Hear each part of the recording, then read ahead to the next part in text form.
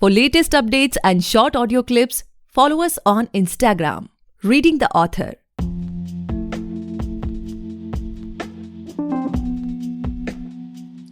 Hey guys, welcome back to the podcast Reading the Author, a unique show where we read authors' mind and not their book.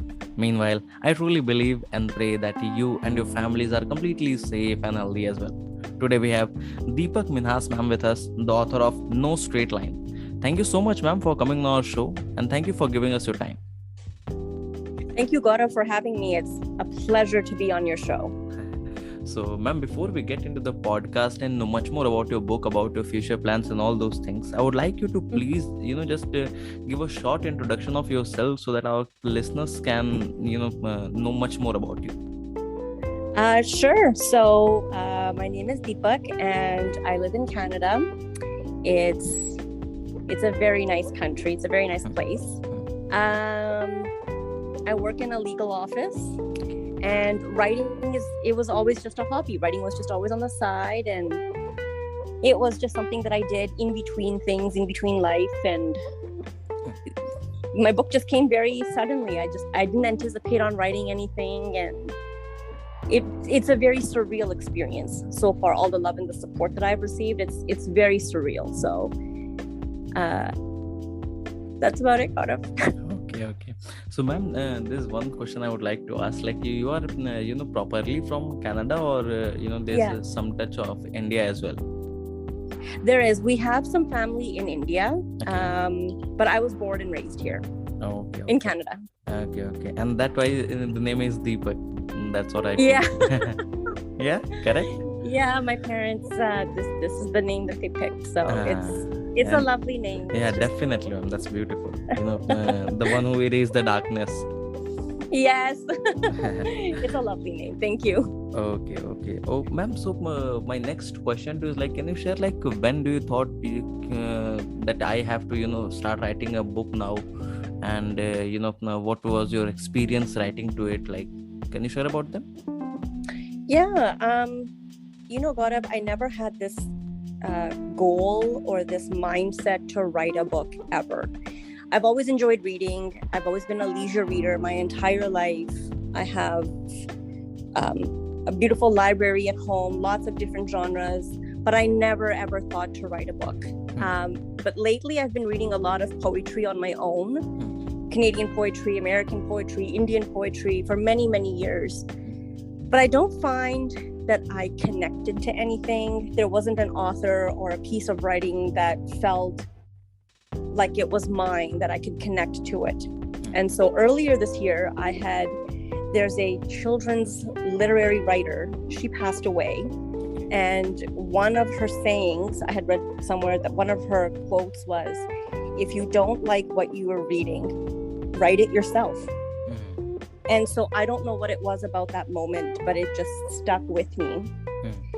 Coupled with not really finding anything that I felt was my own, a piece of writing that was my own, it just came to me that, this is the time. I should write something.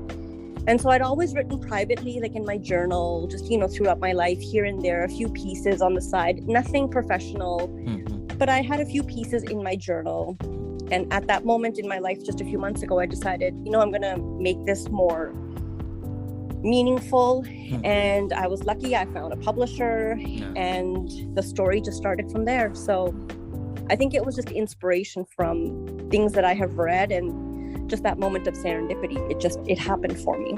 Okay. Yeah, that's really beautiful. What I personally believe is, whatever happens for good. So that's why we just sometimes we just need to go with the flow in the life. Yeah. Nothing too organized. Just sometimes things happen at the right time for you, and I think this was just my time. Definitely, ma'am. So, ma'am, as we all know that the book is released, and I have just seen on Amazon, it's performing really well.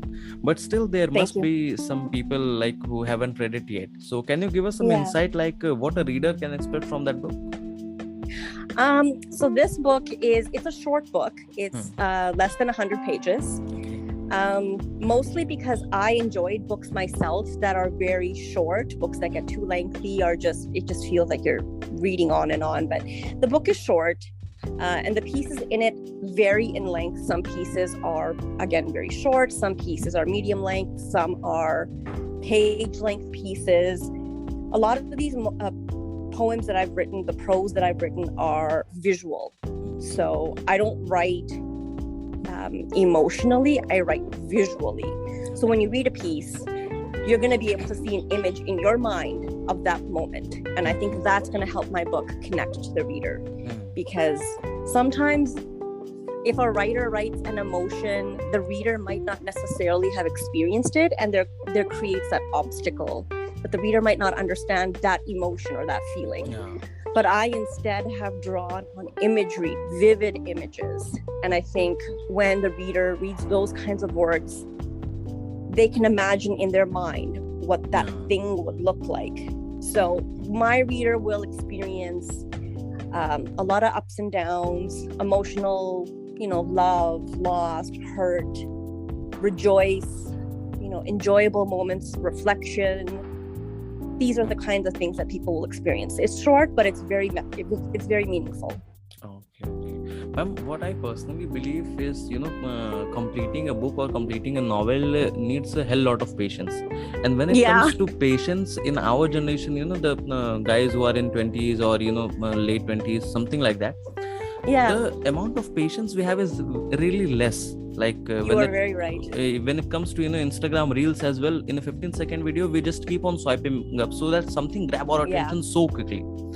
Yeah. And is that the reason why you prefer to keep it a short and keep it a visual type of book, so that the attention span of readers can get attracted only devoted towards the book? That's a very good question. I find as a reader myself, I liked pieces that were short because it kept my attention. And you are right. Maybe it has something to do with this culture of convenience that we live in. That definitely could be part of it. But I know that when I pick up a book and I'm reading a poem, if it gets too long, I lose interest. So if it's not the length, then sometimes the meaning in that length can get lost on me myself. And I think part of that inspired me to keep my pieces short. Just keep the attention of the reader as short as possible. I think the other thing, Gaurav, is my method of writing is different than what I am used to reading. Like I was just telling you, I wrote a very visual book. Like it's something that when you read a piece, you'll be able to visualize an image. And I don't think that you need too much. You don't need too much language to be able to generate an image in another person's mind, because then it just becomes like a story, and that's not what my book is. My book is not a story. It's a book of poems and prose. And I think part of poems is being able to tell something complex without it being so arduous, without it being so long and lengthy. Do you know what I mean? So I think there were many reasons why my book is short in length and why my pieces vary in length. I think a part of it definitely is the culture that we live in. But I think a part of it is also in my style of storytelling, which is just short and to the point. That's really good, and what I personally feel, ma'am, is when it comes to the readers, like most of the readers are in their early 20s or late 20s, what I feel. So writing something which is of 1,000 pages or 300 pages is something you have to cut and just make it as short as possible to grab the reader's attention, because if you are not feeling what's the need from the reader, then that's completely useless. I agree. So ma'am, my next question to you is like, you shared about your book and, some insights about it. So it seems to be really interesting, but can you share like what motivates you to write on those topics? What is my motivation? It would be ignorant to say that your life doesn't influence you. It's ignorant.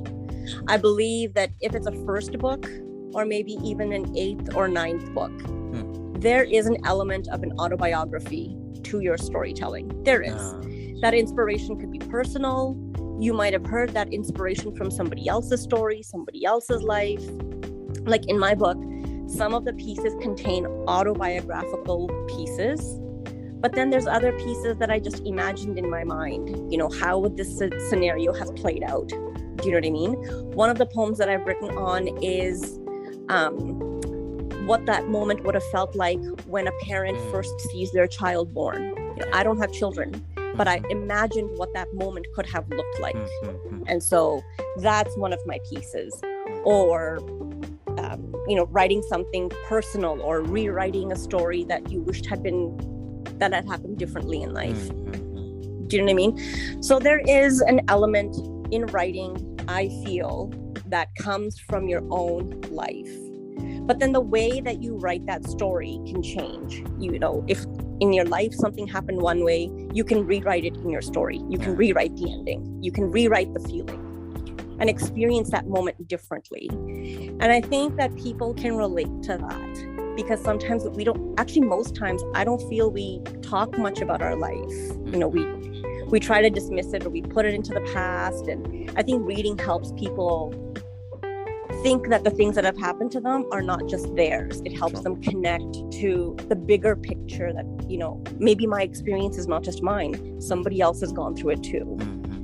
And so I think my inspiration came from, in part, some parts of my own life, hearing some people's parts, reading. I can't tell you how important it is to read something you learn different sentence structures, different perspectives. And True. I think that's the trick to writing. You have to be able to see a story from somebody else's point of view. That's the trick to storytelling, being able to incorporate different perspectives. There's very few podcasts from which I personally take something out for my life. And the line which you said, the story, that your stories have some part of your autobiographies as well. So that is going to be with me forever, and that's something really good. I have never thought from such a perspective, but that's completely true, and I it's so true, isn't it? 100% agree to this sentence. Oh yeah, I remember when I first met you, I like to know how did you get inspired by your podcast, because you have a story in that too, right? So it's nice to hear other people, where did they get their starting from, because their projects are inevitably an extension of something that they wished to do, some autobiographical part that they want to leave in the past, right? So it matters. So ma'am, what can we expect more from you, in the upcoming years? You want to experiment on some other genres as well, or you want to just stick to this one and just publish more books? So what's upcoming next? Well, to be honest, Gaurav, I do feel very blessed from my book. Like I was telling you, they're very short. Some pieces are very short. From my book, I have launched a small business, an e-commerce business from them. So now I am producing, coasters that you can use for mugs and teas and whatnot. I've started making coasters and coasters that you can keep in your home. There's 2 different kinds, and they have 2 of my very short poems etched right onto them. I've started producing candles to help set the mood. And a lot of the excerpts from my candles are inspired by poetic lines from my book. So my book has really helped me launch a side venture in e-commerce, which is going well so far, knock on wood. That's right. I do have a lot of people, a lot of my readers have come back to me and said that they're looking forward to a second book. They want to have more different topics covered. Some people are saying, we want to look at more fictional works, short story writing. And honestly, Gaurav, I don't think I'm going to say no. I think that is something that I want to take seriously, putting together a second book, and maybe not right away, because I think that inspiration has to come to you. You can't just sit and write. You have to be inspired to write. So I think at some point, yes, I will be following up with another book. But the first one that I have published is keeping me busy now, for sure. It's keeping me very busy. Definitely, ma'am. So what I personally felt, you're those kind of people who think that creativity is something which finds you and you just can't follow it up, right? Oh, 100% Gaurav. You have got to be creative. And you know what, Gaurav, some people think that only that person can be creative, or that other person can. We're all creative people. True. Some people have learned to subdue or suppress their creativity. I don't believe that it's just something that some people have. Each and every one of us, all the listeners that you have today, the people that you work with, the people I work with, we are all creative people. Definitely. We just don't know how to express it anymore. Maybe from the way that we've been raised, or it could be anything, but we are all creative people. We just all have to channel into that part of ourselves and put it out there. Definitely. Completely agree to whatever you have said. Right? Definitely. What I personally feel is, there has, as it is said, that not everyone is a follower and not everyone is a leader. So that's what goes here. Everyone is creative, but everyone's aim in life is different. So someone wants to, enhance their creativity and enlarge it. And some just don't want to, just touch that area because of the whatever reasons, whatever fear they have or something, in past or something like that. But everyone is creative. I do believe, I agree with you. I think some people can maybe express it better. True. I, for example, find it much better to write. I find it easier to communicate by writing. I don't think I could say half the things that I wrote in my book to somebody else. I could not say it, but I can write it. And that's the way that I choose to communicate. And that's the way I choose to be creative. So I think you're right. Maybe not everybody can do it the same way, but I think we all have some way to be creative. I think you're right. And basically, ma'am, what I just want to conclude in this sentence is, I guess the messengers like WhatsApp Messenger or Telegram or some, all the messengers are playing a major role to, just improve our writing skills. Because every day we are writing a lot of things, and we write such things which we are unable to speak to that person. So I absolutely agree. That's the main reason what I feel. Oh, you're 100% right. Like this current generation, you have to be able to say it in 140 characters or just in like one Instagram post or like you were saying in a reel, like a 15-second reel. It has to be a very short way to communicate. I feel like when you read books from like even 10, 15 years ago, you could afford to be longer. It could be a more complex piece of writing. And people would read it because they that's the form of communication they were used to. Today's generation's not like that. It's very short and to the point. Definitely. You have to, just keep it up to as, short as you can, just to grab the attention. Yeah, no, you're right. You're very right. So, ma'am, how do you see yourself as a brand? Like when it comes to personal branding, what I personally feel it's, a really important part of anything, which you are putting outside the world, for the world, right? So when it comes to personal branding, let's say suppose from 5 years from now, if anyone sees your name, okay, it's a book by Deepak Minhas, ma'am. So what sort of impact you want to create on their mind, that sudden reflection which you can say that, okay, if this book is written by her, then okay, this must be the kind of book she has written. Is there any branding going behind that or any strategy you have? That is such a good question, Gaurav. Oh my goodness. I think let's just say 5 years from now, 8 years from now, 10 years from now, when somebody reads my book or they buy one of my products, just as maybe before I answer that question, one of the reasons that I decided to launch candles and launch the coasters, launch this e-commerce business, is because I know not everybody is a reader. Not everybody enjoys picking up a book and spending their free time reading. I might, you might, your listeners do, but not everybody is like that. And I wanted people to feel that they could manifest love into their life, manifest healing into their life, manifest balance into their life in other ways outside of my book. Because there are good pieces in my book. And of course, I'm going to say that about my own book, but there are beautiful pieces in there. And if you can't read it, if you don't want to read it, you can bring that good energy into your life by maybe burning a candle before you go to bed. Or having that hot cup of chai, watching your show on TV and rested on this beautiful coaster that has a lovely poem written on it. So I think coming back to your question about branding, when somebody buys one of my products or when somebody reads my book, I want them to feel that they are bringing something positive into their life, some good energy into their home, good energy into their space. I want them to feel welcome. I want them to feel that they are good enough just the way that they are, and that their home is their castle, and one of my pieces is a part of that castle. Yeah, that's really beautiful. Oh, thanks, Gaurav. Yeah, what I personally feel, there are very few people who just write for the betterment of the society, or write for giving You're good right. feelings to others. And You're right. I truly feel that you are one of them, and that's what. Thanks, Okay, Gaurav. so You know what it is too? Like, my book it's very vulnerable. It's got very vulnerable pieces in there. Like, there are pieces that I have written from maybe 7, 8, 9 years ago that I cleaned up and I put them into my book. But 7, 8, 9 years ago, somebody broke my heart.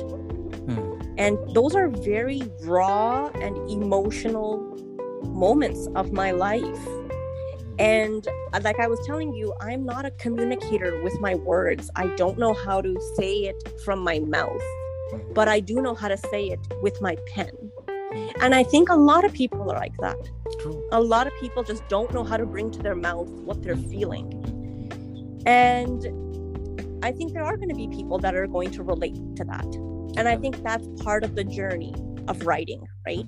I've had many other like beautiful moments in my life, and they've inspired some of the pieces in my book. People are going to connect to that. And I think that's the secret. Like, you've got to be vulnerable. True. That's what people are going to connect to. They're not going to buy a book in which I say, oh, these two characters met and life was great. No, there needs to be some complexity to that relationship. Definitely. How do those characters resolve that complexity? Like, this is writing. That's what people want to relate to. They want to relate to a complex character. They want to relate to what that character was going through, maybe understand something that maybe they never thought of, but that character is showing it to them. You've got to be vulnerable. You have got to be vulnerable if your reader is going to like your work.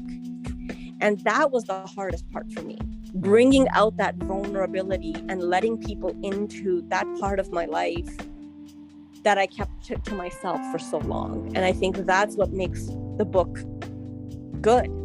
It makes the reader curious to want to know more, and then maybe share their story with me. I love hearing people's stories. Send me your story. I want to hear it. Email it to me. I've got my email address on my book. Email me your story. I want to hear it. Definitely, ma'am. What I feel like there's high time that the generations have moved on from the heroic characters. Like, everything is perfect, everything is falling for the hero, because everyone is well aware that in life there are ups and downs, and that's what people relate to. If you publish a book, you're writing like it's a hero and making a heroine and something like that, then I don't feel that there will be audience for that as well. But much of the people won't be able to relate to that, because people know that things doesn't work like that.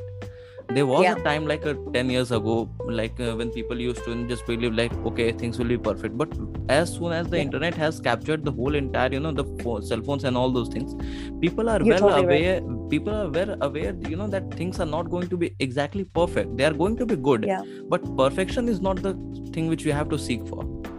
You're absolutely right. And I think that talks about the shifting of our times. True. Even like 10, 20 years ago, there used to be this social pressure to want to be perfect. Oh, what? You mean you're not an A+ student? You're not the perfect daughter? You're not the perfect wife? You're not the perfect son? You've got to be the perfect daughter? Like, you've got to be perfect. You've got to be the perfect employer. You've got to be the perfect employee. There was that pressure to be perfect back then. And I think, with the changing times, with the changing generations, people in today's day, they embrace imperfection. They embrace storytelling. They embrace shadow work. They want to know what makes you you, what makes you unique. Tell me your faults. Tell me what you're afraid of. Tell me what are your goals? What do you want to do? It's more of an emphasis on the personal development, whereas back then the emphasis was more on be the perfect image that you are told to be.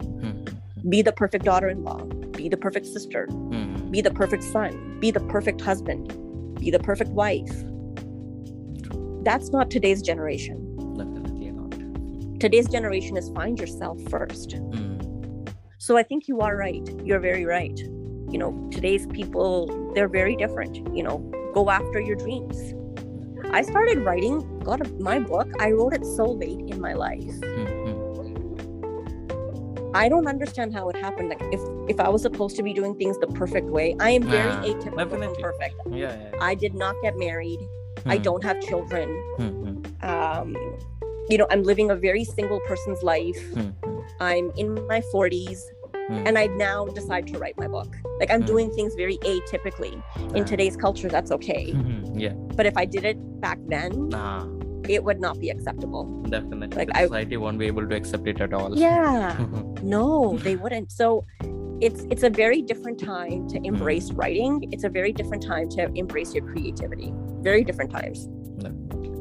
So ma'am, like what I personally feel that, you know, pursuing writing as a full-time job or full-time thing in India is, you know, not everyone's cup of tea, because you know, the financial freedom aspect, or, you know, to be very honest ma'am, in life, financial perspective is very important. Because if you're you know, just following your dreams and you're not having a single penny in your account, then nobody is going to, you know, embrace that or, you know, praise that thing. You're right. So what I personally feel that the writing industry in India basically is like not so stable when it comes to financial area. But where I want to ask you that that in Canada, what are the things like you know, the financial perspective, and personally, are you want to, you know, just continue as a full-time author or being a full-time author, or what are the things there? Another good question, Gaurav. Thank you so much. So I don't think that writing is something I could do full-time at the present moment. It's my first book. My audience does not know me. Your podcast will help me reach more people, will help me reach more readers. But I still have a lot of work to do. And I think that's the thing behind reading. Like when you walk into a bookstore, I've walked into so many bookstores, Gaurav, and you can probably agree with me.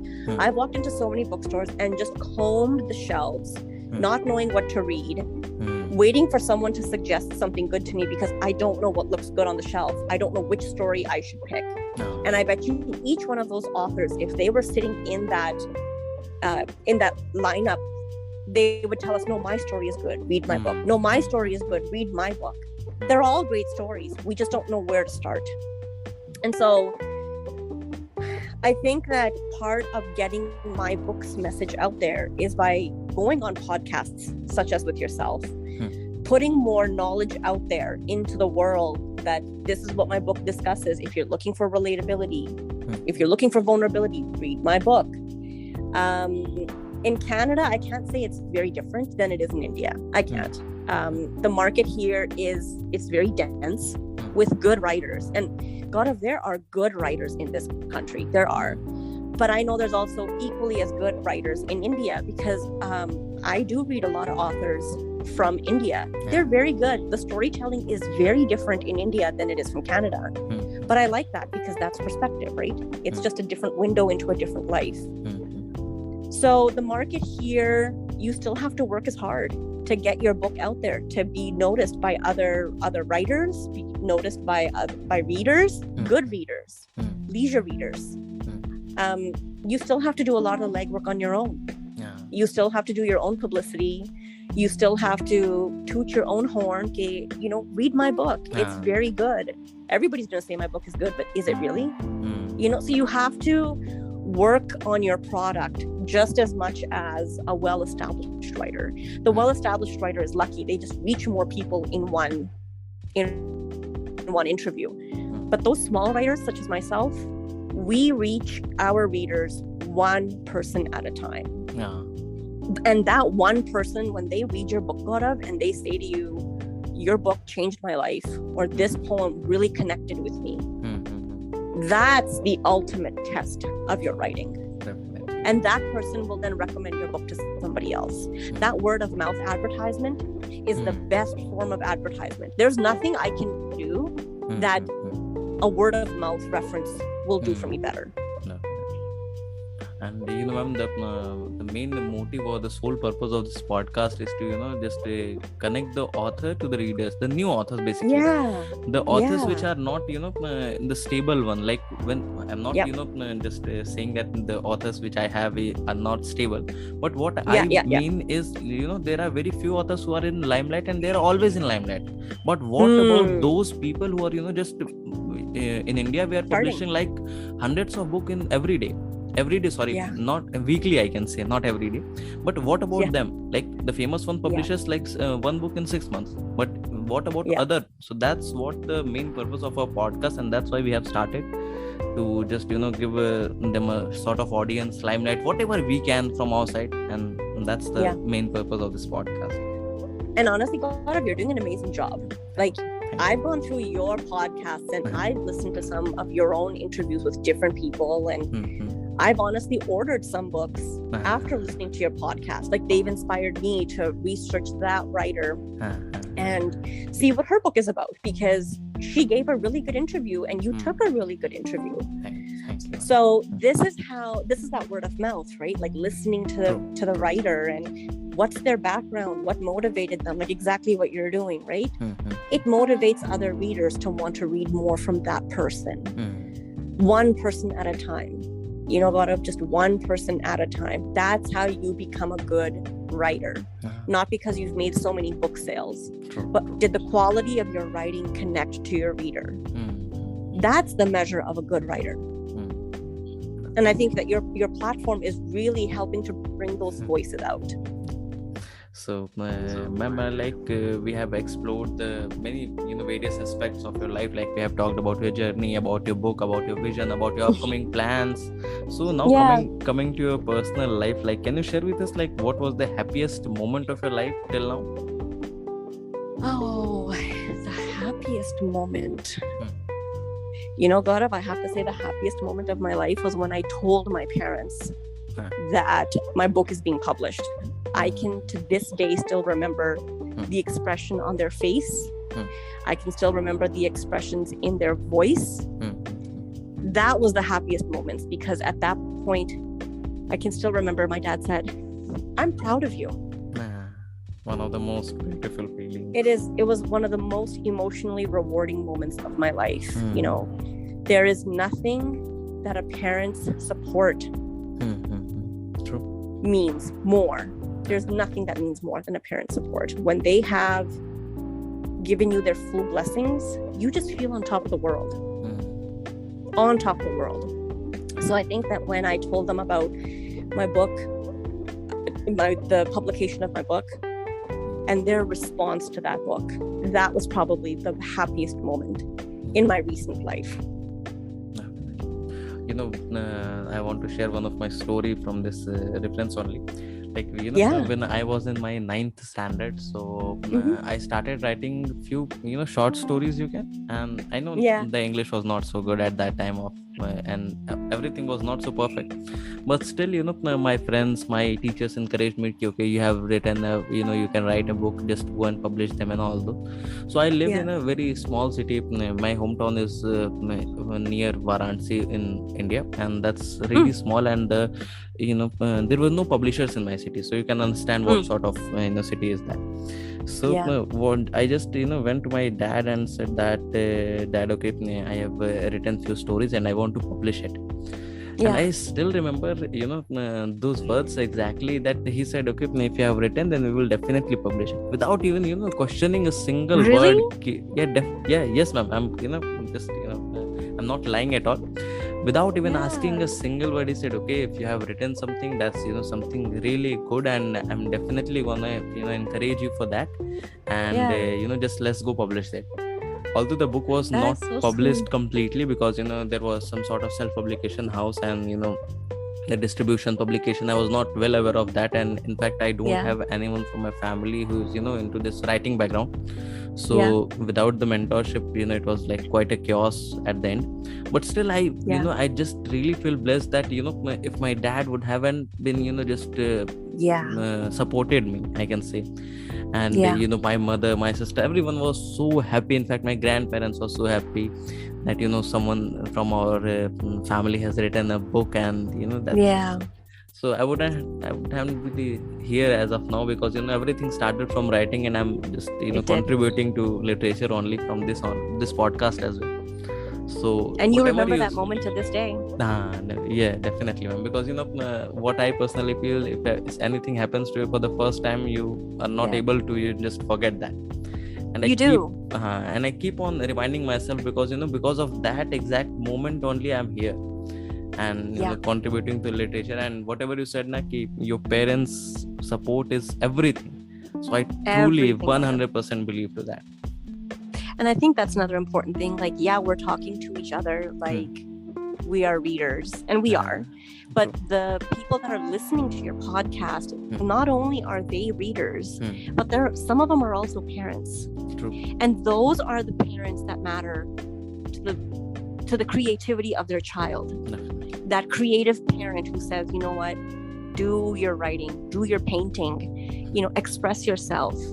Those are the readers that need to hear your podcast. The ones that understand the value of reading, but understand the value of creativity, and they encourage it in their children and say, go beta, like, do your art, do your writing, do your singing, play your musical instrument, express yourself.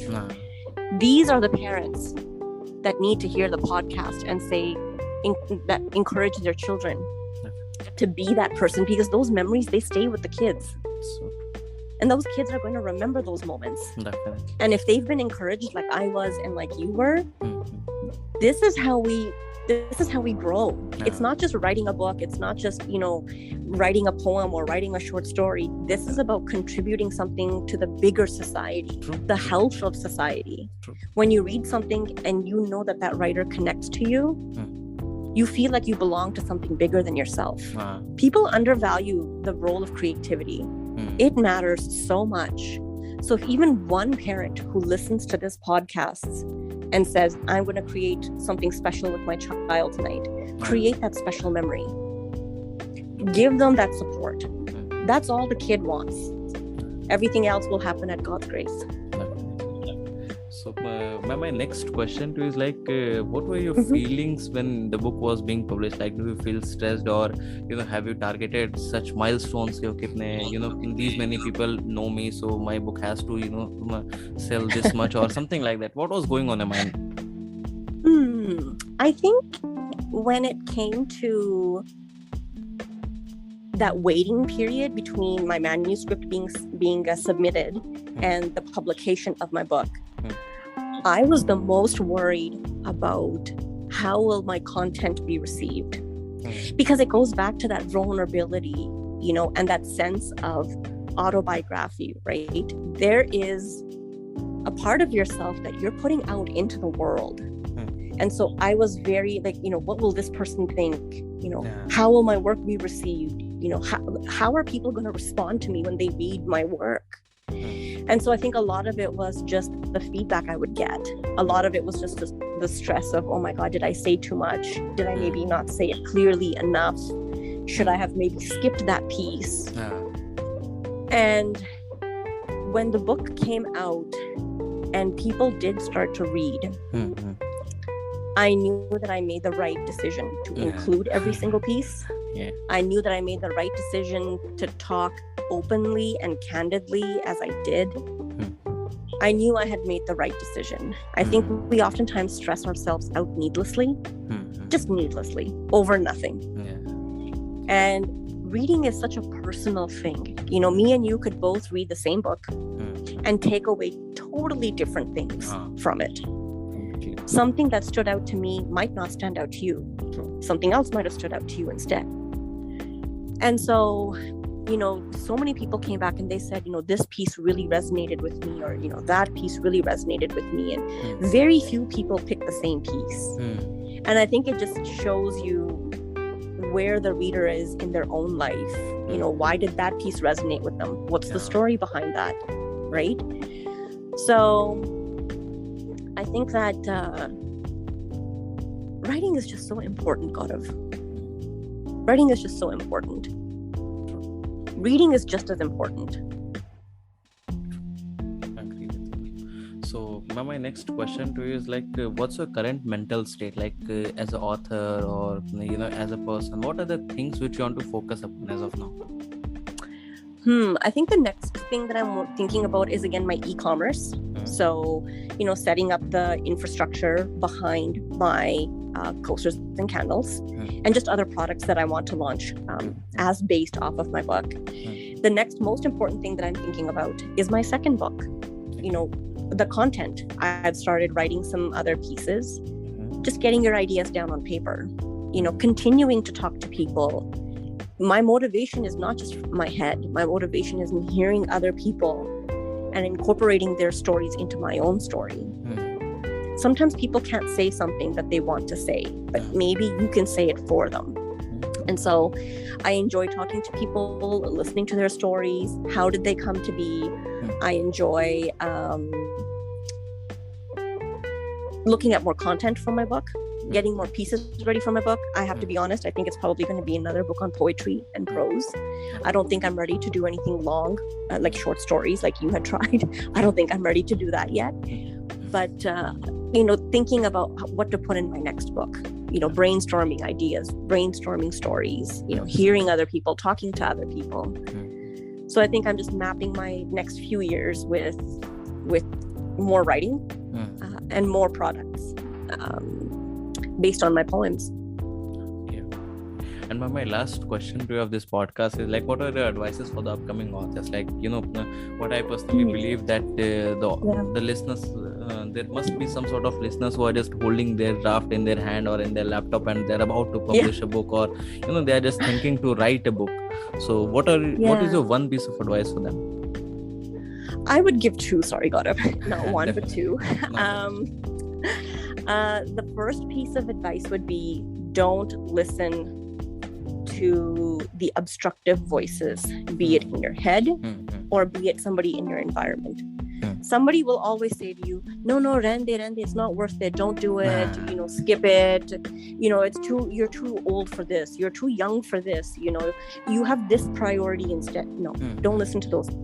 People will always find an excuse, but don't let their excuse be your excuse. Write it, stay focused, and publish it. You will find a publisher. Whatever you have written, there is at least one reader out there for you. There is.